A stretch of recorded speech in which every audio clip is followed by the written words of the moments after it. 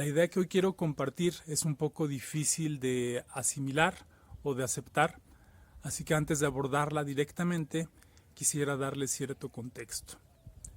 Una idea muy poderosa que se le atribuye a Carl Jung es que las personas no tienen ideas, sino que más bien las ideas tienen personas. Esto significaría que en determinadas circunstancias las personas pueden llegar a estar poseídas por ideas. Un ejemplo que pudiera citar sería los actos terroristas de las Torres Gemelas. Quienes llevaron a cabo estos actos estaban poseídos por la idea de que tenían que hacer esto para ganarse el paraíso. Y por eso estuvieron dispuestos a sacrificar sus propias vidas y a terminar con las vidas de muchas otras personas. Entonces, esto es algo obviamente extraordinario, pero también en lo cotidiano el comportamiento de los seres humanos está regido por ideas. Nosotros no actuamos como los animales meramente a partir de instintos, más allá de los reflejos que podemos llegar a tener, como cerrar los ojos cuando algo nos asusta o cubrirnos con las manos cuando algo puede llegar a impactarnos. Estos son actos reflejos involuntarios, pero de ahí en fuera todas las acciones que llevamos a cabo están guiadas por una idea. La pregunta es: ¿de dónde vino esa idea? Puede venir de la familia, puede venir de la cultura en la que vivimos, puede venir de internet, de la escuela, de diferentes lugares. Pero quizás todavía más importante sería la pregunta: ¿a qué ideas vale la pena someterle nuestra vida? ¿Bajo qué ideas vale la pena regir nuestro comportamiento, nuestra manera de vivir? Una idea, la idea principal que quiero compartir en esta ocasión, es que hay que rechazar la tristeza o el dolor. Yo creo que podemos darnos cuenta fácilmente con frases que se dicen muy a menudo. Por ejemplo, no estés triste, no llores. Quiere decir que para nuestra sociedad es ya como algo incuestionable. Es algo que todos dan por hecho, que es malo sentir dolor, que es malo sentir tristeza. Y por lo tanto, cuando se presenta alguna circunstancia dolorosa o triste, las personas, además de sufrir por esto que es inevitable, pues le añaden todavía el dolor de no querer sentirse tristes. Y también a lo mejor es fácil identificar este tipo de expresiones como: no quiero sentirme así, ya no quiero llorar, ya no quiero estar triste. Y yo creo que esto es una problemática que nosotros mismos nos generamos a partir de una idea que no hemos reflexionado. No hemos cuestionado su validez o su utilidad para nuestra manera de vivir. En lo personal, yo puedo comentar mi experiencia con la pérdida de mi padre hace ya varios años.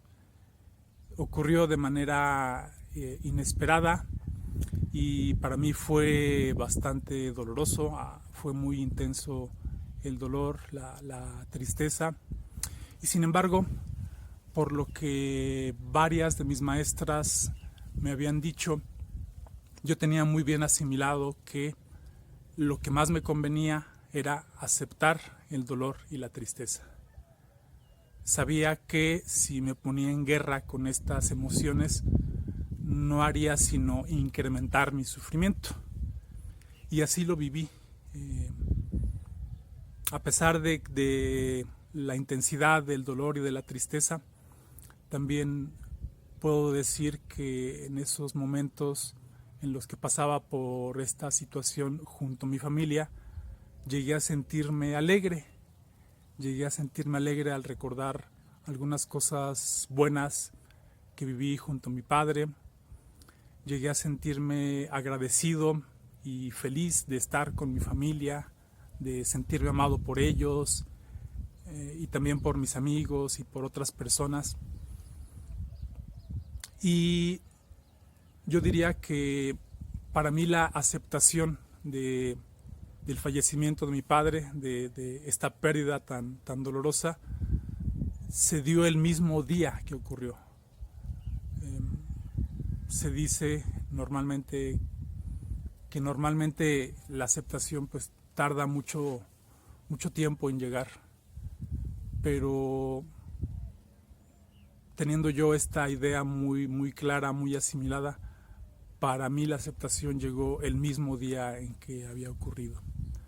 Naturalmente fueron días, semanas de dolor, de tristeza, de que en momentos se me presentaba el llanto y no lo podía evitar, pero cada que ocurría yo abrazaba esa tristeza, abrazaba ese dolor, porque no es algo malo, ¿sí? Se nos ha dicho erróneamente que hay emociones positivas y emociones negativas, emociones deseables y emociones indeseables, pero no es así. Las emociones son lo que son. Suelen ser necesarias, son parte de nuestra experiencia humana. Es verdad que hay emociones que se presentan de manera inevitable, de manera espontánea e involuntaria, y estas son las que hay que abrazar, las que hay que vivir y hay que dejar pasar y después seguir adelante. El problema suele ser con las emociones que más bien nosotros vamos suscitando poco a poco, a partir de nuestras ideas, a partir de los pensamientos que rumiamos, los pensamientos a los que le damos vueltas una y otra vez. Nosotros en este sentido sí somos capaces de provocar emociones. Y siendo así, pues lo que más nos conviene es provocar emociones de gratitud, de alegría, porque son las que más nos benefician. Esto no se contradice con lo que estaba diciendo hace rato. Sí, las emociones como el amor, la alegría, la gratitud le hacen bien a nuestro cuerpo, le hacen bien a nuestro cerebro por los neurotransmisores que producimos. Sin embargo, la tristeza y el dolor, que son inevitables, que son involuntarios, que se presentan por circunstancias que no podemos controlar, también hay que vivirlas. A lo mejor estas no las tenemos que propiciar, estas no hay que buscarlas, pero cuando se dan de manera inevitable hay que abrazarlas, hay que aceptarlas. Yo diría incluso que puede haber cierta belleza en medio del dolor y de la tristeza. Por ejemplo, ¿qué de malo tiene que alguien experimente dolor o tristeza por haber perdido a un ser querido? Hay amor ahí, el amor es lo que provoca el dolor y la tristeza. Y eso es lo que le da la belleza. Yo creo que el amor embellece todo lo que toca. En este caso particular, hay belleza en el dolor, en el llanto, en la tristeza de un de un hijo que perdió a su padre.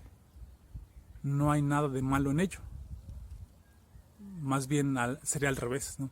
Malo sería que este hijo sintiera indiferencia, que viera como algo insignificante este suceso.